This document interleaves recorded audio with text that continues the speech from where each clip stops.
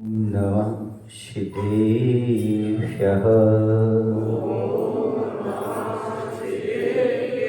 ॐ नमः सिद्धेभ्यः।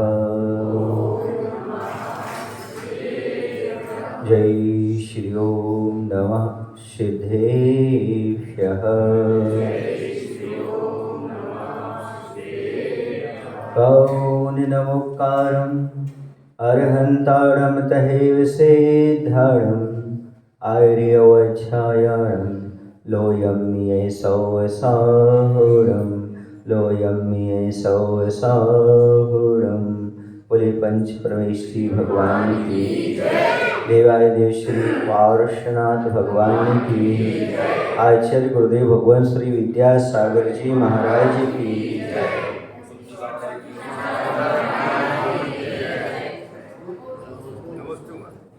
एक पंक्षी है, वह आसमान में उड़ता जा रहा है। उड़ते उड़ते ये भूल जाता है कि आकाश अनंत है। कितना भी हम उड़ान भरें लेकिन उसका कभी अंत नहीं होता। इस पक्षी को ये भान नहीं है कि हम उड़ तो रहे हैं लेकिन हमारा रुकना कहाँ होगा। वैसे संसारी प्राणी इस संसार रूपी आकाश में भ्रमण तो कर रहा है, उसे पता नहीं है इसका अंत कहाँ है। जैसे आकाश अनंत है वैसे संसार भी अनंत है। अभव्य की दृष्टि से तो इसका कभी अंत आने वाला है ही नहीं। ये मात्र भव्य जीव है जो समझ पाता है कि इसका कहीं ना कहीं तो अंत है और हम कल्याण का रास्ता अपना करके इसका अंत प्राप्त कर सकते हैं, अर्थात लोक के अंत में जाकर के सिद्ध परमेष्ठी बनकर के विराजमान हो सकते हैं। लेकिन अभव्य के पास ऐसी कोई क्षमता नहीं हुआ, वह सम्यक दर्शन भी प्राप्त नहीं कर सकता। तो मुख्य बात तो यह है कि वह जो पक्षी है वह उड़ता हुआ चला जा रहा है और समुद्र के आगे निकलने की कोशिश कर रहा है, लेकिन नीचे समुद्र है। वह ऊपर चलते चलते बहुत दूर तक पहुंच जाता है। समुद्र का भी कोई अंत समझ में नहीं आता। अब तो उसने सोच लिया नियति है, अब तो मुझे लौटना उतना संभव है नहीं, इतना हम आगे आ गए हैं। इसलिए अब तो निश्चित है कि हमारे लिए डूबना ही है और समुद्र में डूब करके मरना ही है। निश्चित है अब इससे हम बाहर नहीं निकल पाएंगे। लेकिन अचानक वह देखता क्या एक जहाज आ रहा है।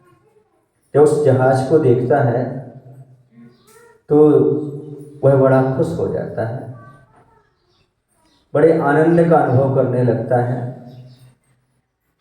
उसे ऐसा लगता है कि अब तो हमारे प्राण बच जाएंगे और हम लौट करके समुद्र को पार कर जाएंगे। एक उसे आधार मिलता है, एक उसके अंदर विश्वास जागता है, एक आस्था उत्पन्न होती है। अब हमारे लिए आधार मिल गया।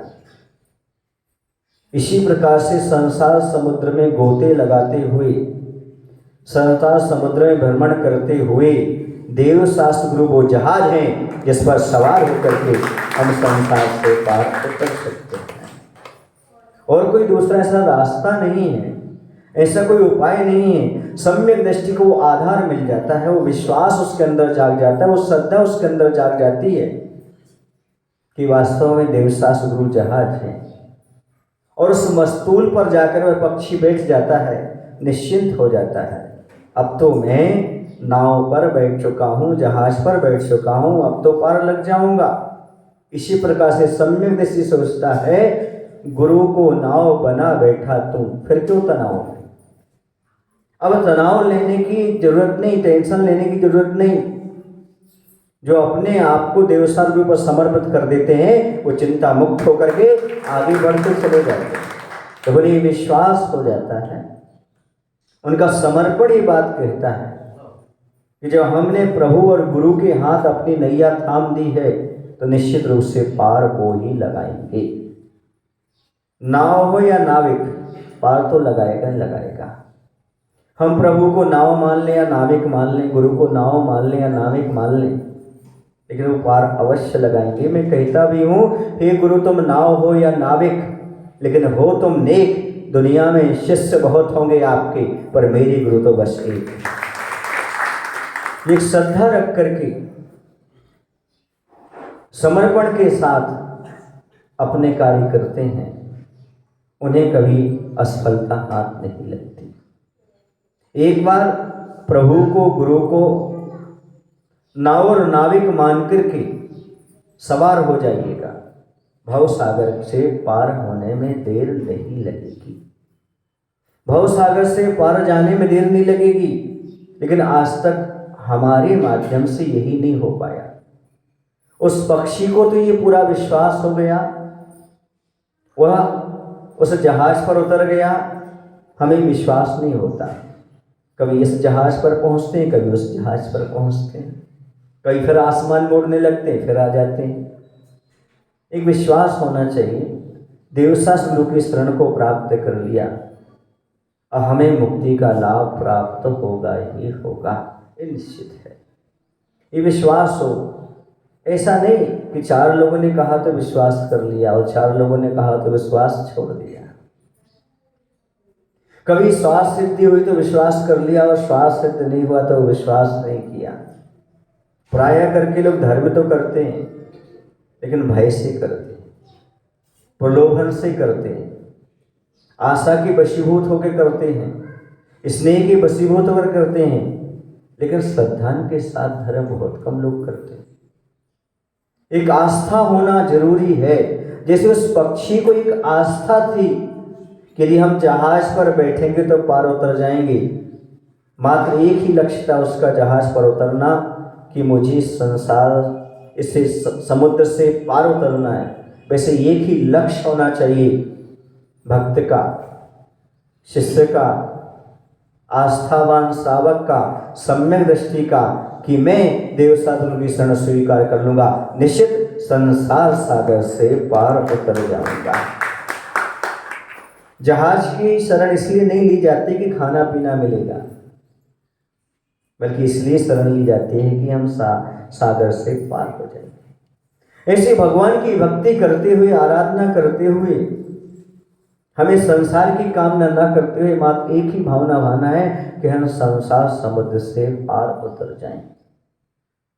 देखो, अभी आप लोग श्री जी का जो वेदिका है या फिर वीतरागता का प्रश्न है, उस सबको हल करने के लिए बैठे हुए हैं और भगवान की वेदिका में स्थापन होना है।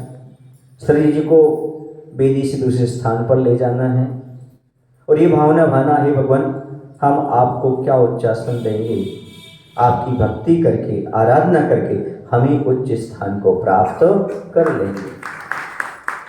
ये तो मात्र निमित्त हैं आप, जिसके माध्यम से हम अपनी कर्म की निजरा करके अपना भला कर लिया करते हैं। ना हम भगवान के लिए कुछ करते हैं, ना हम मंदिर के लिए कुछ करते हैं, ना गुरुओं के लिए कुछ करते हैं।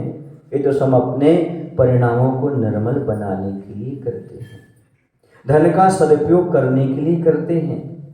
बहुत कम लोग हैं जो अपने मन को निर्मल बना पाते हैं, धन को पवित्र कर पाते हैं। यह धन पवित्र कब हो जाता है? जब कर्म निजरा का कारण बन जाता है। धन दुर्गति का कारण है, धर्म नरक आयु का आश्रय कराता है, लेकिन ये पवित्र और निर्मल हो जाता है ये धन। आश्चर्य कहते कैसे हो जाता है? जब व्यक्ति दान देता है और दान धर्म के माध्यम से कर्म की निजरा होती है, ये धन भी धर्म के रूप में परिवर्तित हो जाता है। वही तो धर्म है जिसके माध्यम से कर्म की निजरा हो, वही तो निर्मलता है, वही तो विशुद्धि है जो हमारी कर्मों की निजरा करा देती है। ये चंचला लक्ष्मी का त्याग करके, दान करके अच्छी तरह से मन की निर्मलता को प्राप्त कर सकते हैं। बहुत मुश्किल होता है आदमी के अंदर ये श्रद्धा होना कि दान में दिया हुआ धन निर्मल और पवित्र बनता है। दान में दिया हुआ जो हमारा धन है वह कर्मजरा का कारण बनता है।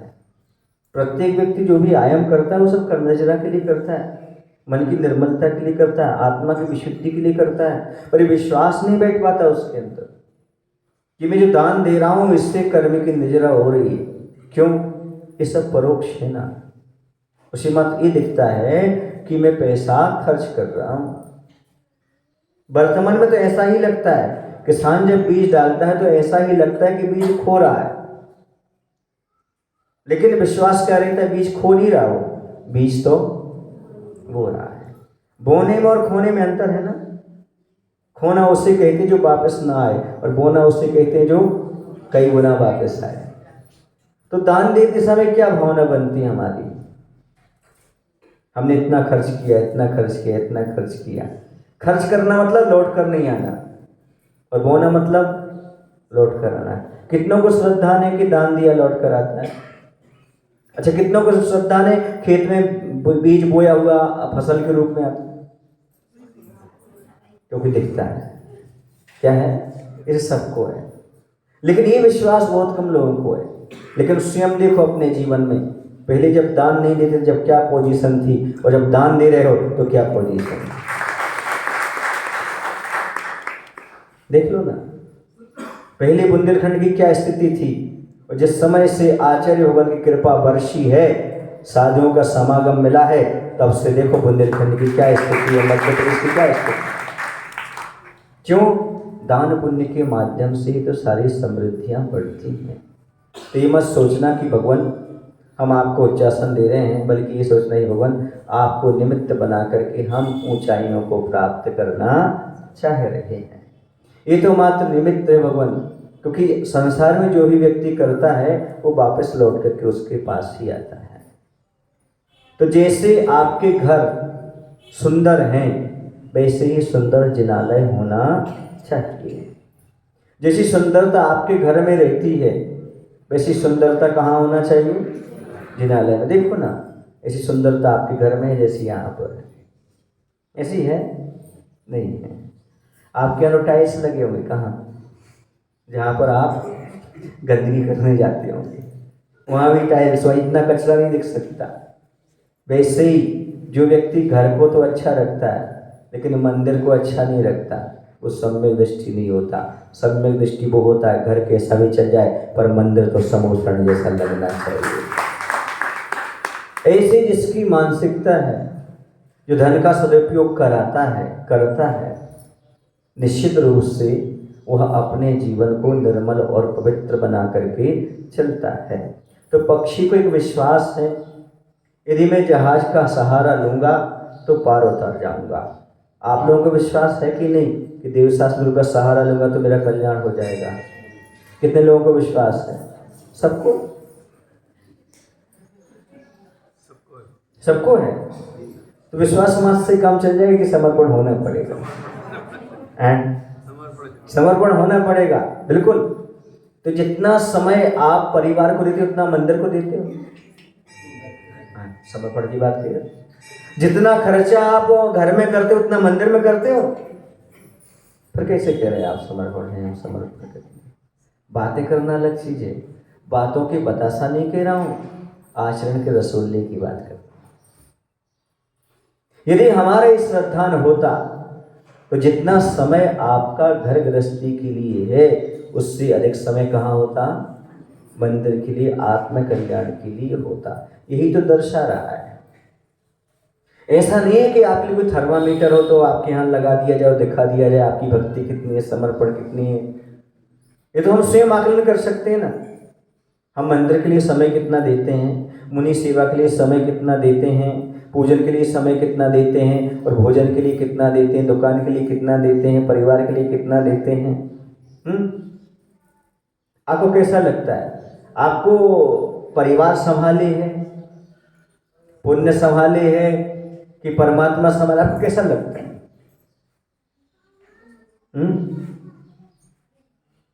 हमें तो ऐसा लगता है, आपको लगता है परिवार के बिना हमारा जीना ही नहीं है।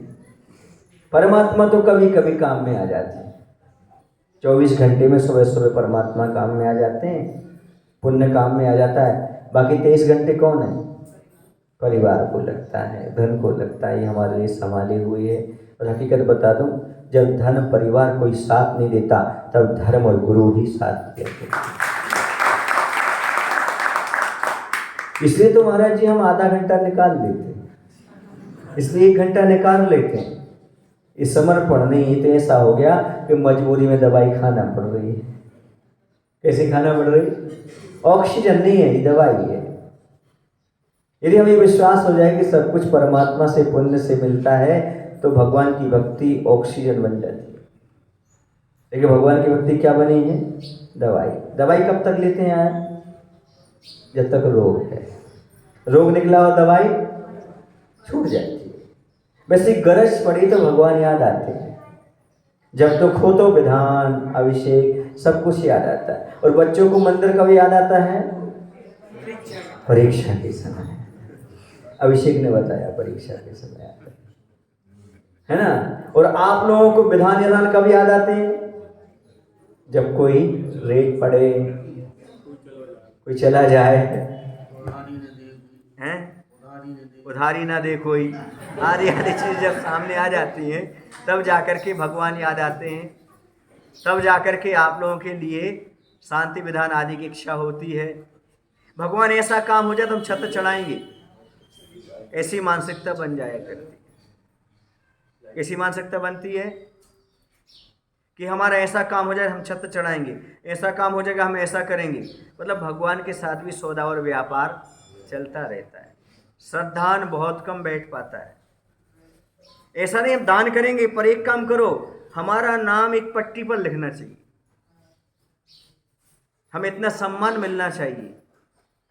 यदि ये परिणति होती है तो वहां पर सौदा और व्यापार होता है, श्रद्धा और समर्पण नहीं होता। श्रद्धा और समर्पण तो वो है कि हमें कुछ मिले या ना मिले, अच्छा हो या बुरा हो, लक्ष्मी आवे या जावे, लाखों वर्षों तक जीवो या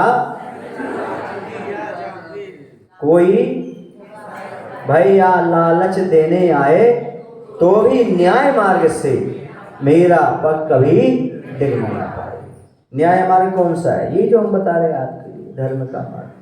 कुछ भी हो, धर्म का मार्ग ना छूटे तो श्रद्धा है, समर्पण है। एक पंछी अपना पूरा समर्पण करके जहाज पर बैठ करके और बड़े आनंद के साथ निर्विकल्प होकर के, चिंता मुक्त होकर के वह पार लग जाता है। उसी प्रकार से जो सम्यक दृष्टि जीव हुआ करता है वह सब कुछ समर्पण करके गुरु के चरणों में, प्रभु के चरणों में आकर के संसार से पार उतर जाता है। जो बीच में अपनी आस्था को धूमिल कर लेता है, जो बीच में संसार के प्रलोभन में पड़ जाता है, वह वहीं का वहीं रह जाता है, तड़फड़ाता हुआ उस समुद्र में गोते लगाता रहता है। इसलिए हमें विचार करना है, सोचना है, चिंतन करना है कि हम जो भी कार्य हाथ में लेते हैं श्रद्धा के साथ लें, समर्पण के साथ उसको करें। और जब तक पूरा नहीं हो जाता तब तक किसी एक चीज़ का त्याग करें।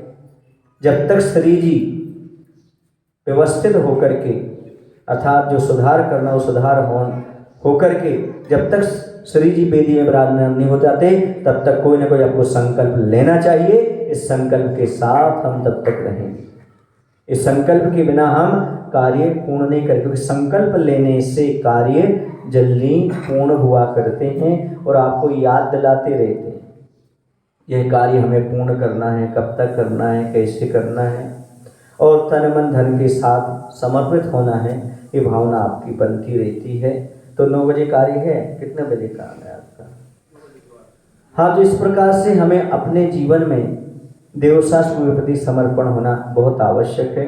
हम आस्था और श्रद्धा की बात करते जरूर हैं, लेकिन वास्तव में हमारा श्रद्धा बैठता नहीं है।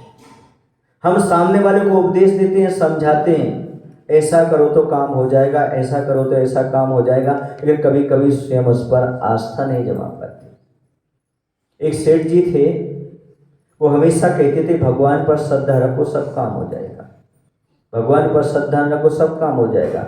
ऐसे ही आप में से किसी व्यक्ति को यहाँ पर खड़ा कर दिया जाए तो बहुत अच्छा बोल लेगा, भगवान पर विश्वास रखो सब हो जाएगा, सब हो जाएगा। लेकिन जब खुद के ऊपर बीतती है तब वह समझाने तक रह जाता है, खुद इस चीज़ को समझ नहीं पाता। तो सेठ जी हमेशा कहा करते थे, उनके यहाँ एक बालक आता था, दूसरे गांव से आता था, दूध लेकर के आता था। लेकिन इस गांव और उस गांव के बीच में एक नदी पड़ती थी और नदी को वह पार करता हुआ आता था, क्योंकि उसमें पानी बहुत कम रहता था। लेकिन जब पूर आ जाए, बाढ़ आ जाए, तो अच्छे अच्छे तैराक भी बह जाया करते। उन्हें भी सोचना पड़ता है कि मैं नदी में कूदूं कि नहीं, मैं पार लगूंगा कि नहीं लगूंगा। ऐसे जब आदमी के अंदर तीव्र कर्म का उदय आता है उसके जीवन में, तो बड़ा मुश्किल होता है। सामान्य नदी को पार करना सहज है, लेकिन पूर आई हुई नदी को पार करना तैराकों की बस की बात नहीं हुआ करती। वैसे सामान्य जीवन चल रहा है, कोई बात नहीं, लेकिन जब तीव्र पाप कर्म का उदय आता, उस समय हमारा श्रद्धान, हमारा विवेक काम करता रहे, बहुत कठिन काम होता है। और वह रोज रोज दूध लेकर के आता था सेठ जी के यहाँ और पैसा लेकर के चला जाता था, दूध दे जाता था। एक दिन क्या हुआ, वह बहुत देरी से आया। जब वह बहुत देरी से आया तो सेठ जी ने पूछा, भाई आज तुम इतने लेट क्यों हो गए? वह ऐसा नहीं था कि बहाना बनाए, उसकी मजबूरी थी, क्योंकि कमजोरी और मजबूरी में बहुत अंतर होता है। कुछ लोग बहाना बना देते हैं, हम इसलिए नहीं आए, इसलिए नहीं आए, वो जीवन भर आंसू बहाते रहते हैं। जो बहाना बनाते हैं वो जीवन भर आंसू बहाते रहते हैं, और जो वास्तव में धन दौलत को बहाते हैं वो जीवन में बड़ा आनंद उठाते रहते हैं। और उसने कहा कि नदी पूर्व पर थी, जब तक नदी उतर नहीं गई, अपनी स्थिति में नहीं आ गई, तब तक हम उस पार खड़े रहे। 2 घंटे 3 घंटे इंतजार किया, जब नदी का पूर समाप्त हुआ तब हम यहाँ पर आए। सेठ जी बोले, अरे भगवान का नाम लेते, भगवान का नाम लेते और कूद जाते और पार हो जाते। भगवान जब संसार समुद्र से पार करा सकता है तो क्या नदी पार नहीं करा सकता? सेठ जी ने अच्छा लेक्चर दिया। प्रवचन नहीं होता संयमियों का, असंयमियों का तो लेक्चर और भाषण होता है, समझ रहे ना। और नेताओं के 2 लक्षण होते हैं, बताऊं आपको कौन से होते हैं। एक आश्वासन और दूसरा भाषण। कितने?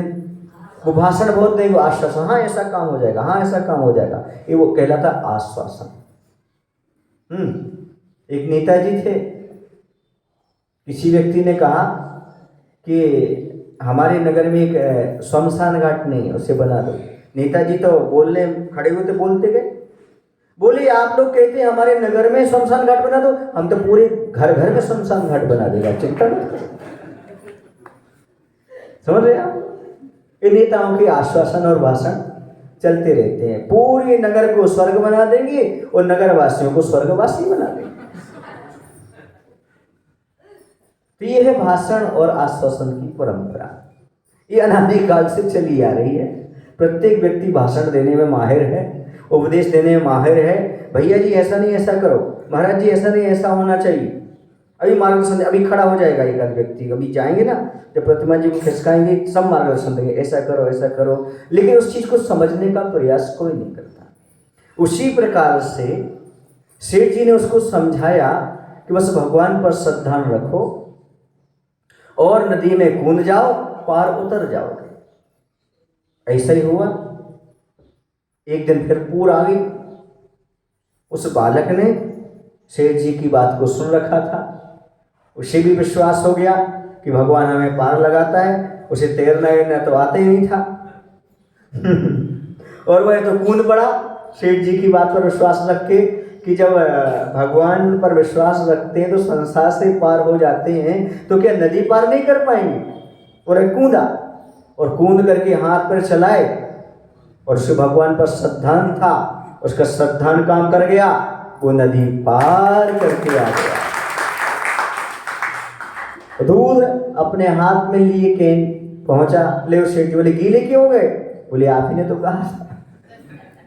क्या कहा था आपने, हैं, कि जब नदी में पूर आए तो क्या करना, भगवान का नाम लेकर के कौन जाना। जब संसार समुद्र से पार होते हैं भगवान के नाम लेने से, श्रद्धा रखने से, कि नदी पार नहीं करोगे, मैं पार उतर आया, कि इनको खोल कर देखा, कुछ नहीं।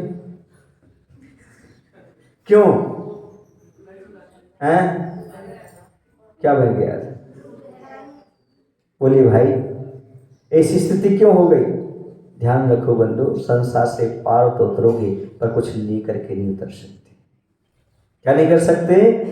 तुम संसार समुद्र से पार उतरना चाहते हो और कुछ दान करना नहीं चाहते हो। सब उस नदी को दान कर दिया, क्या जो हाथ में था दूध, तुमने क्या दान किया? क्या छोड़ना चाहते? तुम संसार से पार तो उतरना चाहते हो पर छोड़ना कुछ नहीं चाहते। तो भगवंत कहते हैं, आचार्य भगवंत कहते हैं, एक तिलतुष मात्र भी परिग्रह लेकर के जाओगे तो अभी संसार समुद्र से पार नहीं उतर सकते। कुछ नहीं आ सकता आपके साथ, पार मात्र आप ही उतरेंगे। मात्र वीतरागता के साथ ही संसार से पार उतरा जाता है। ठीक है, आपने विश्वास किया, आप आ गए। उसने कहा, सेठ जी हमारी माँ की इच्छा है, एक आध बार आप भी हमारे गांव आओ। हम चाहते हैं आपको हमारे घर में भोजन कराएं। आपका फलाने फलाने दिन निमंत्रण है, आप हमारे घर पधारे। सेठ जी ने निमंत्रण स्वीकार कर लिया। नियत समय पर वह घर से चले तो बीच में क्या पड़ी? नदी में क्या आ गई थी? बाढ़, पूर। सुन रहे हैं आप लोग कि नहीं? अब वो सेठ जी इंतजार कर रहे कब बाढ़ उतरे, पूर उतरे और हम नदी में प्रवेश करें। अब इंतजार करते करते बहुत देर हो गई। तो वह जो लड़का था वह देखने के लिए आया कि सेठ जी क्यों नहीं आए। तो देखा सेठ जी नदी के उस किनारे बैठे हुए हैं। वो आवाज लगा, सेठ जी आप नदी में कूद जाइएगा, भगवान पर विश्वास रखिएगा, पार उतर जाएंगे। सेठ जी ने उस तरफ मुंह कर दिया। नहीं समझ में उपदेश क्या चीज होती है और अमल क्या चीज होती है। अभी हम सबसे पूछेंगे, सब यही कहेंगे भगवान पर श्रद्धा रखने से कल्याण होता है, दान देने से कल्याण होता है। लेकिन जब दान की बात आएगी तो बाजू वाले की तरफ देखने लगेंगे, सामने वाले की तरफ देखने लगेंगे। बोले होता है कि नहीं होता ही? जैसे सेठ जी की मानसिकता हो रही है लेकिन वह कूद नहीं पा रहा है। सेठ जी आपका ही तो उपदेश था, मैंने तो आपकी बात पर विश्वास किया था और मैं कूदा था तो नदी पार कर गया था। आपकी बात पर आप ही विश्वास कर लीजिएगा, मेरी बात पर नहीं। मैंने तो आपकी बात पर विश्वास किया और हम पार उतर गए, लेकिन आप अपनी बात पर विश्वास करिएगा और आप उतर जाइएगा। सेठ जी ने इस कान से सुना और इस कान से निकाल दिया। यही दशा हमारी और तुम्हारी है। संसारी प्राणी की दशा यही है। परो उपदेश कुशल बहु तेरे, जे आचरण ते नर न घने। दूसरे को उपदेश देने वाले बहुत सारे लोग मिल जाएंगे संसार में, लेकिन स्वयं आचरण कर रहे हो ऐसे उपलब्ध नहीं हो पाते। तो मेरे कहने का तात्पर्य है, एक पंछी जहाज पर विश्वास करके उतर जाता है तो एक पार लग जाता है। एक बालक भगवान पर श्रद्धा रख करके नदी को पार कर जाता है। तुम भी पंछी और बालक की तरह हिम्मत रखो, श्रद्धा जगाओ, तुम भी एक दिन संसार समुद्र से पार उतर जाओगे। इस श्रद्धा रखो। बोले महावीर भगवान की जय। आचार्य गुरुदेव भगवान श्री विद्यासागर जी महाराज की जय।